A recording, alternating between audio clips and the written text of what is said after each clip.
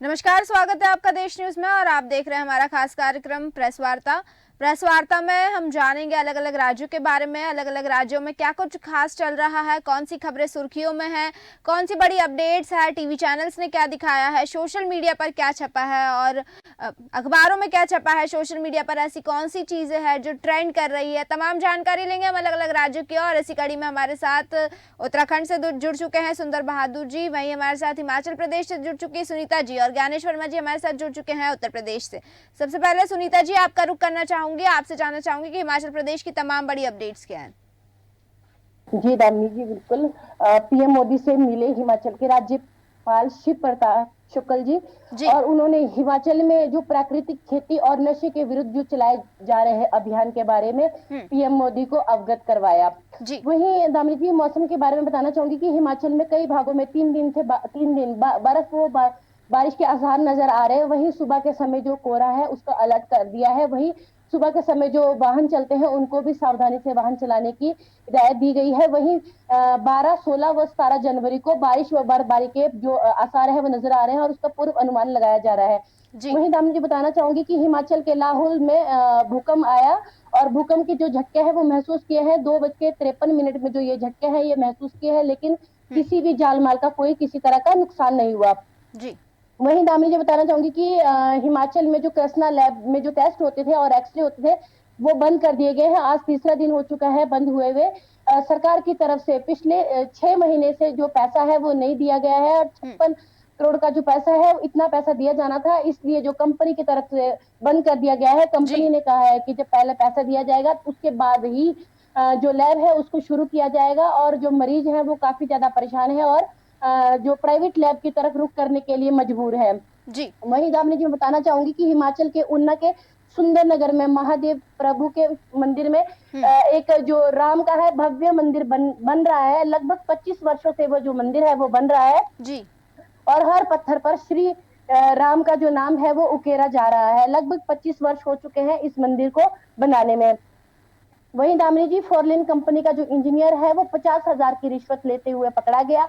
वहीं विजिलेंस वालों ने उसे गिरफ्तार करके उसके ऊपर आगे की जो कार्रवाई है वो शुरू कर दी है। वहीं दामिनी जी, हिमाचल सरकार ने पहनावे को लेकर निर्देश जारी किए हैं। जैसे जो बच्चे हैं नेल पेंट, टैटू या खुली पैंट वाली जीन्स, ऐसे मोरी वाली या सलवार जी। सूट, इस तरह के जो बेढंगे कपड़े पहन के जो स्कूल जाते थे उन पे प्रतिबंध लगा दिया गया है। वहीं पहली कक्षा से 12वीं कक्षा तक पढ़ने वाले विद्यार्थियों को नए सत्र व नए पहनावे में बदलाव लाना होगा। जी दामिनी जी। जी, वही अपने दर्शकों को बताना चाहूंगी कि हमारे साथ छत्तीसगढ़ से पलाश तिवारी जी जुड़ चुके हैं। तो पलाश तिवारी जी से आपसे जानना चाहूंगी कि छत्तीसगढ़ की तमाम बड़ी अपडेट्स और खबरें क्या हैं। जी देखिए, छत्तीसगढ़ में आज कई विभिन्न कार्यक्रम होने वाले हैं, जिसमें कि एक जो बड़ा कार्यक्रम माना जा रहा है, क्योंकि छत्तीसगढ़ में कांग्रेस ने अपना जो प्रभारी है वो बदला है और सचिन पायलट को छत्तीसगढ़ का प्रभारी बनाया गया, जो कि कल से ही छत्तीसगढ़ के दौरे पर हैं और कल भी उन्होंने जो है वो कार्य समिति की बैठक ली थी और आज भी जो है वो आने वाले लोकसभा को लेकर जो है वो सचिन पायलट है ने इस बैठक का आह्वान किया है, जिसके चलते आज जी। लगभग 11:30-12 बजे जो है कांग्रेस भवन में ये जो है वो ये बैठक रखी जाएगी, जिसमें सचिन पायलट के समेत कार्य समिति के जो जितने सदस्य हैं और जो प्रदेश अध्यक्ष हैं दीपक बैज छत्तीसगढ़ कांग्रेस के, ये भी इस बैठक में शामिल होंगे और किस तरीके से आने वाले चुनाव की जो तैयारी करनी है, क्योंकि हाल ही में जो विधानसभा चुनाव है उसमें कांग्रेस के मुंह से लगभग जीत का निवाला जो है वो छीनता हुआ दिखता नजर आया। साफ तौर पर जी। जो है वो कांग्रेस की अच्छी स्थिति होने के बाद भी कांग्रेस छत्तीसगढ़ में एक करारी शिकस्त का कांग्रेस को सामना करना पड़ा था, जिसके चलते कहीं ना कहीं जो प्रदेश प्रभारी बनाई गई थी कुमारी शैलजा, उनके बीच और कांग्रेस के कुछ वरिष्ठ नेताओं के बीच जो है वो कई तरीके के जो है वो विवाद की बातें जो है सामने आती रही, लेकिन जी। इसी के चलते अब जो क्योंकि सचिन पायलट एक बहुत अनुभवी और बहुत वरिष्ठ नेताओं में उनकी गिनती की जाती है कांग्रेस में, तो उन्हें जो छत्तीसगढ़ प्रभारी बनाया गया है और आने वाले लोकसभा में क्या कुछ तैयारियां की जाएंगी, किस तरीके से भारतीय जनता पार्टी का, क्योंकि आपको मैं बता देना चाहूंगा कि 11 में से 10 सीटों पर जो है वो भारतीय जनता पार्टी अभी लोकसभा की सीटें जो है वो भारतीय जनता पार्टी के पास है और इस बार पूरी 11 की 11 सीटें जीतने का दावा जो है वो बीजेपी कर रही है। वहीं जी। सचिन पायलट क्या कुछ नई रणनीति लेकर आते हैं, क्या कांग्रेस का वोट प्रतिशत जो है वो छत्तीसगढ़ में लोकसभा चुनाव में बढ़ता हुआ नजर आता है? क्या कुछ इनकी तमाम तैयारियां इन तमाम चीजों को लेकर जो है वो कांग्रेस भवन में जो है वो आज एक बैठक है। हम्म। वहीं आपको मैं बता दूं कि छत्तीसगढ़ के जो नवनियुक्त मुख्यमंत्री है विष्णुदेव साय, जी। वो लगातार जो है वो अपने कार्यकर्ताओं से मिलते हुए नजर आ रहे हैं। जो युवा सम्मेलन भारतीय जनता पार्टी का छत्तीसगढ़ में इस वक्त चल रहा है, उसमें लगातार वो शामिल हो रहे हैं विभिन्न कार्यक्रमों में, जिसके चलते आज भी जो है वो विष्णुदेव साय राजधानी रायपुर के विभिन्न शहरों में युवा सम्मेलन में शामिल होंगे। वहीं उसके बाद वो दुर्ग जिले के कुम्हारी में जो है वहां पर भी एक कार्यक्रम है भारतीय जनता पार्टी का, सनातन और स्थापना के नाम से, तो वहां पर भी वो शामिल होंगे। और इस तमाम चीजों के बाद आज शाम 5:30 बजे मुख्यमंत्री विष्णुदेव साय वापस लौटेंगे और महानदी भवन जो मंत्रालय है वहां पर जो है वो बैठक रखी गई है। जी। तो बैठक में अधिकारियों कर्मचारियों से जो है वो पूरी तैयारियों का जो किस तरीके से कार्य प्रणाली छत्तीसगढ़ में की जानी है उसमें जो है वो चर्चा करेंगे। वहीं एक अहम मुद्दा छत्तीसगढ़ में ये बना हुआ है, क्योंकि छत्तीसगढ़ किसानों का प्रदेश माना जाता है, तो जी। जो बीती सरकार थी, कांग्रेस सरकार, उन्होंने किस्त किस्त में किसानों को जो है वो धान खरीदी का पैसा जो है वो देते थे। और क्योंकि सरकार बदल जाने से चौथी किस्त का पैसा जो है वो अब तक रुका हुआ है, जिसे लेकर किसानों में कहीं ना कहीं एक असमंजस की स्थिति जो है वो बनी हुई थी कि जी क्या बिल्कुल। नई सरकार उन्हें ये जो बचा हुआ चौथे किस्त का जो भुगतान है वो करेगी, या फिर ये नई स्कीम से जो लागू होगा, या जी। किस दर पर जाके ये भुगतान किया जाएगा। ये तमाम तरीके के सवाल जो है वो छत्तीसगढ़ के किसानों के मन में जो है वो बने हुए थे, जिसके चलते हाल ही में छत्तीसगढ़ के उप मुख्यमंत्री अरुण साव का बयान आया था कि किसानों के साथ किसी भी तरीके का भेदभाव नहीं किया जाएगा और वो उनकी बकाया राशि है, चौथी किस्त जो बची है वो उन्हें पिछली सरकार की वो दी जाएगी। लेकिन अभी भी ये बात बिल्कुल साफ नहीं है कि वो चौथी किस्त जो कांग्रेस की सरकार 2500 रुपए प्रति कुंतल के दर पर खरीद रही थी, क्या उसी दर पर भुगतान किया जाएगा, या केंद्र ने जो कीमत तय की थी 21 या 2200 रुपए, उस दर पर जो है वो किसानों को भुगतान किया जाएगा। तो ये अभी भी कहीं ना कहीं एक असमंजस की स्थिति जो है वो बनी हुई है छत्तीसगढ़ में। जी बिल्कुल। वहीं जी, उत्तराखंड का वहीं रुख मैं आपको बता दूं पलाश कि जी, एक आपके पास मैं फिर लौटूंगी। उत्तराखंड का रुख करना चाहूंगी इस वक्त, और सुंदर बहादुर जी आपसे जानना चाहूंगी कि उत्तराखंड की तमाम बड़ी अपडेट्स क्या है।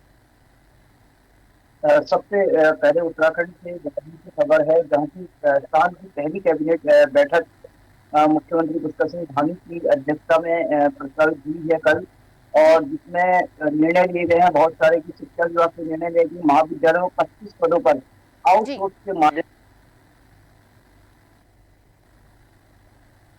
साथ ही जो फील्ड ऑफ जमीन है उस पर 5% की 5% उसकी दरें होंगी, और आवासीय विभाग की जो निर्णय लिया गया है गोलापार हल्द्वानी शिफ्ट होगा हाईकोर्ट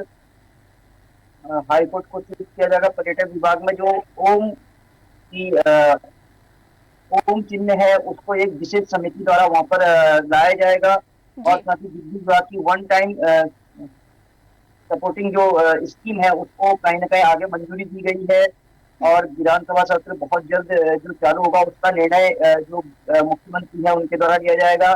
गन्ना समिति विभाग में 400 करोड़ से अधिक का लोन लेने का निर्णय लिया गया है। खटीमा में बार एसोसिएशन चैम्बर की लीज बढ़ाई जाएगी।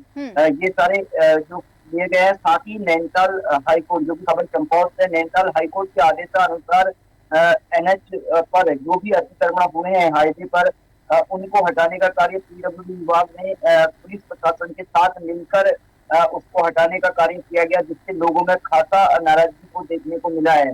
साथ ही खटीमा में पिछले दिनों भारामल मंदिर के महंत और उनके शिष्य की हत्या पर अभी तक पुलिस के हाथ कुछ नहीं लगा, अभी तक निराशा नजर आ रही है।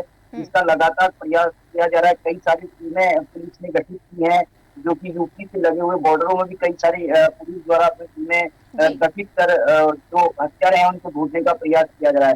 वहीं मुख्यमंत्री पुष्कर सिंह धामी ने अपनी विधानसभा चंपावत के लोगों से जो है वर्चुअल के माध्यम से बात की है, जो कि भारत संकल्प यात्रा, विकास भारत संकल्प यात्रा के दौरान चंपावत की गरुड़ और ओरिएंटल में भी बैठक हुई थी, जहाँ पर से धामी जी ने जो है वर्चुअल के माध्यम से उनसे बातचीत को 11 जो लाभार्थी हैं उनसे डायरेक्ट संवाद भी किया। और धामी जी ने कहा कि 9 साल माननीय प्रधानमंत्री जी के 9 साल के कार्यकाल में लगातार भारत देश जो है आगे बढ़ रहा है और हर तबके के व्यक्ति के लिए विकास की जो योजना है वो बनाई जा रही है।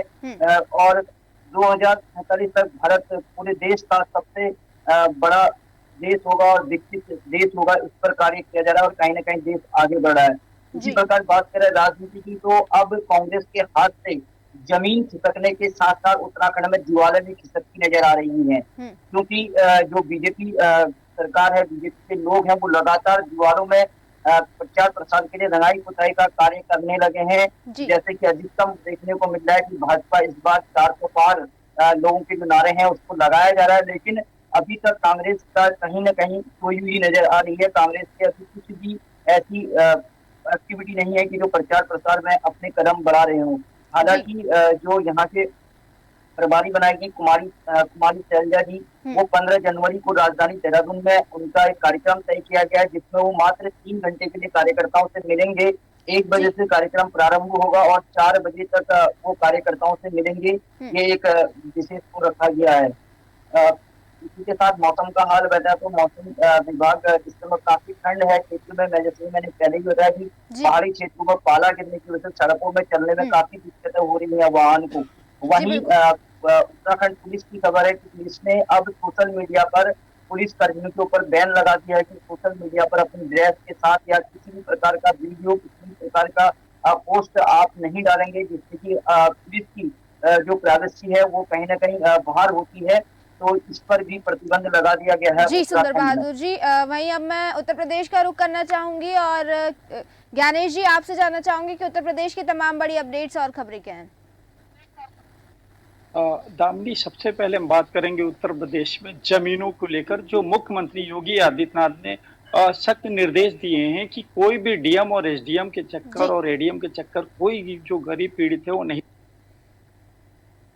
शिकायत मुख्यमंत्री के IGRS पोर्टल पर मिलती रहती हैं। तो इसी को लेकर जो योगी आदित्यनाथ ने कहा है कि मुख्यमंत्री ने कि पैमाइश के लिए कोई भी गरीब सरकारी दफ्तरों का चक्कर अब नहीं लगाएगा। एसडीएम, डीएम, एडीएम की जिम्मेदारी है कि पैमाइश की कार्रवाई तुरंत करें और पीड़ित परेशान व्यक्ति की मनोदशा को, चीजों को समझे अधिकारी और उसकी भावना का सम्मान करे और पूरी संवेदनशीलता के साथ में समाधान किया जाए। उन्होंने बताया कि क्या दामिनी IGRS पे इतनी शिकायतें मिलती हैं और उनका पूर्ति करके उनको अपनी रिपोर्ट लगा के भेज दिया जाता है, लेकिन जो उसको अगर लाभ देखा जाए, जो गरीब व्यक्ति हो, चाहे वो जमीन की पैमाइश को लेकर हो, चाहे विवाद को लेकर हो, तो उसको न्याय नहीं मिलता है।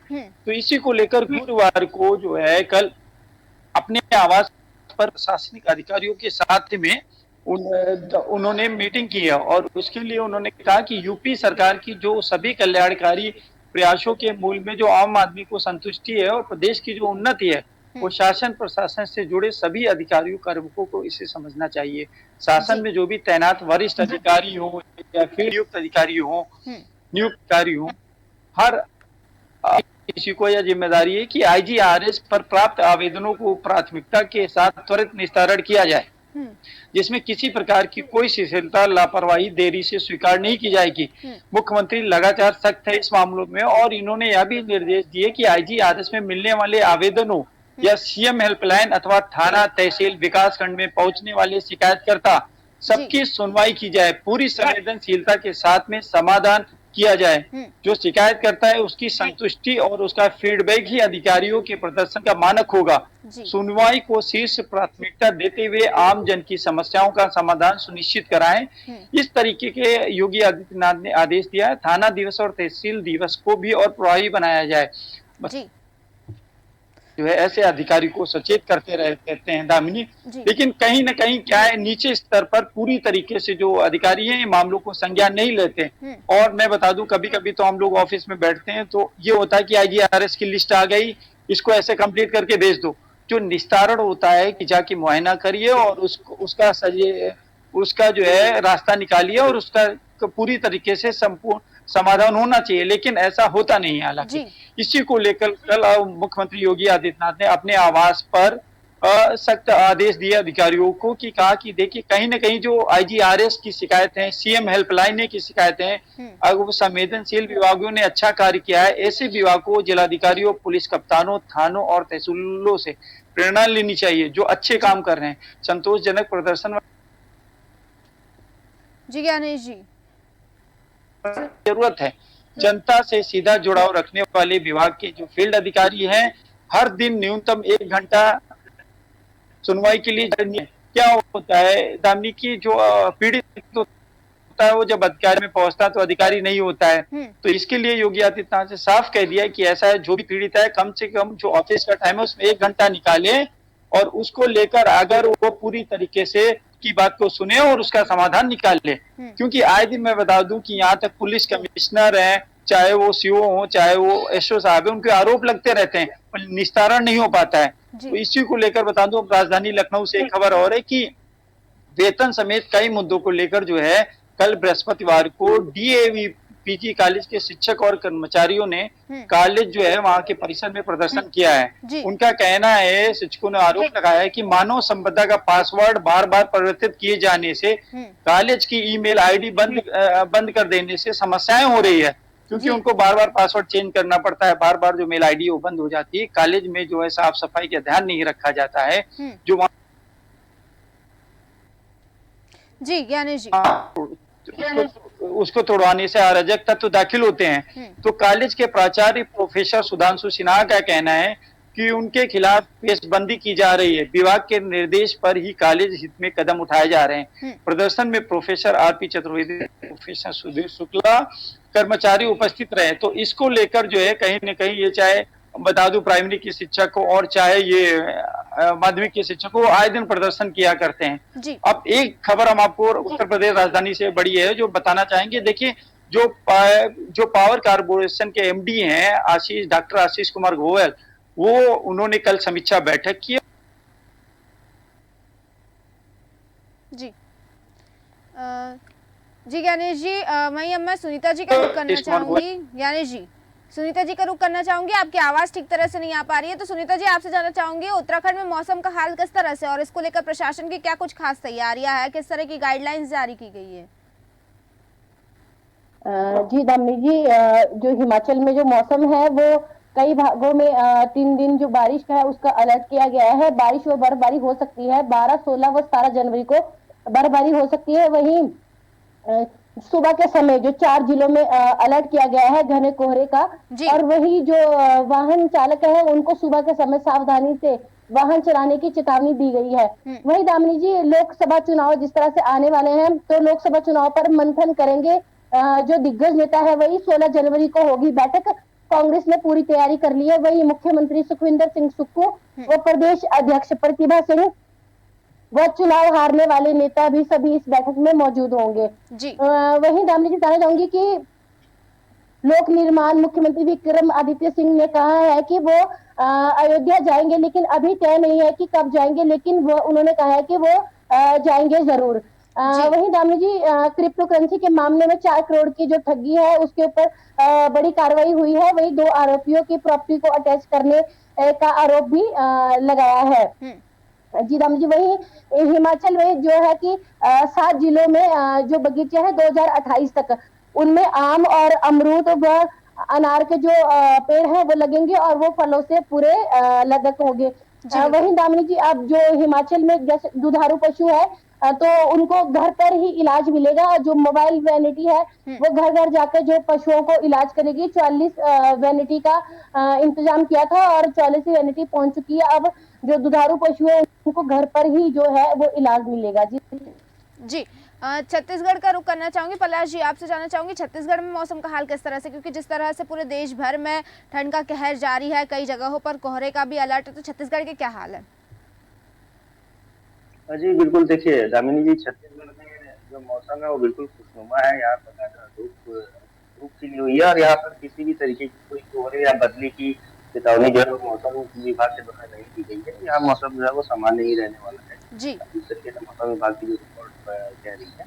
और वहीं आपको मैं एक बड़ी खबर छत्तीसगढ़ से ही बता देना चाहूंगा कि छत्तीसगढ़ के विधानसभा अध्यक्ष डॉक्टर रमन सिंह जो है वो दिल्ली दौरे पर थे और जहां पर उन्होंने केंद्रीय गृह मंत्री अमित शाह जी से मुलाकात किया और अमित शाह को छत्तीसगढ़ में 21 जनवरी को होने वाले विधानसभा प्रबोधन कार्यक्रम के लिए आमंत्रित उन्होंने किया था, जिस आमंत्रण को अमित शाह ने स्वीकार करते हुए 21 जनवरी को छत्तीसगढ़ के दौरे का जो है वो प्रोग्राम बनाया है और 21 जनवरी को 21 जनवरी को अमित शाह जो है वो छत्तीसगढ़ के दौरे पर रहेंगे और वहीं 20 जनवरी को इसी कार्यक्रम में सम्मिलित होने के लिए भारत के उपराष्ट्रपति जगदीप धनखड़ भी जो है वो भी छत्तीसगढ़ के दौरे पर रहेंगे और ये कार्यक्रम जो है 21 तारीख को रखा जाएगा। इसके बाद 21 तारीख की शाम को ही जो है वो अमित शाह यहाँ से सीधे दिल्ली के लिए रवाना हो जाएंगे। जी बिल्कुल। वही एक दूसरी बड़ी खबर का अपन अगर बात करें तो जिस तरीके से कांग्रेस ने राम मंदिर राम प्राण प्रतिष्ठा में नहीं जाने का जो निर्णय लिया है उसे लेकर छत्तीसगढ़ में भी माहौल जो है वो काफी गड़बड़ा हुआ है। कहीं ना कहीं कांग्रेस के लिए ये आप नहीं मुझे मार वाली स्थिति जो है वो छत्तीसगढ़ में लोकसभा चुनाव होने के ठीक पहले ये जो है वो बनती ही नजर आती है, क्योंकि कहीं ना कहीं हिंदुओं की एक आस्था जो है वो प्रभु राम से जुड़ी है, श्री राम मंदिर से जुड़ी है, अयोध्या से जुड़ी हुई है। तो उसे लेकर कांग्रेस का ये जो कदम है कहीं ना कहीं छत्तीसगढ़ में आने वाले लोकसभा चुनाव के लिए कांग्रेस के लिए घातक साबित होता हुआ बिल्कुल नजर आ रहा है, क्योंकि लोग लगातार इसका विरोध कर रहे हैं और वही भारतीय जनता पार्टी के हाथ में एक अहम मुद्दा जो है ये राम मंदिर का लग गया, जिसे लेकर पूरे देश में भारतीय जनता पार्टी जो है वो कांग्रेस के खिलाफ प्रचार कर रही है और साथ ही साथ में नारा भी लगा रही है कि जो राम का नहीं काम का नहीं। जी इन तमाम नारों के साथ छत्तीसगढ़ में जो है वो कांग्रेस के खिलाफ प्रदर्शन जारी है। जी बिल्कुल। आप सभी का बहुत बहुत धन्यवाद हमारे साथ इस चर्चा में जुड़ने के लिए और तमाम जानकारी देने के लिए। तो जिस तरह से आपने देखा कि हमने तमाम जानकारी ली छत्तीसगढ़, उत्तर प्रदेश, उत्तराखंड और हिमाचल प्रदेश की क्या कुछ खास चल रहा है, कौन सी बड़ी अपडेट्स और कौन सी बड़ी खबरें हैं जो सुर्खियों में है इस वक्त, और हम फिर ऐसे ही लौटेंगे अलग अलग राज्यों की तमाम बड़ी अपडेट्स आपके लिए लेकर। तब तक देखते रहिए देश न्यूज़। नमस्कार।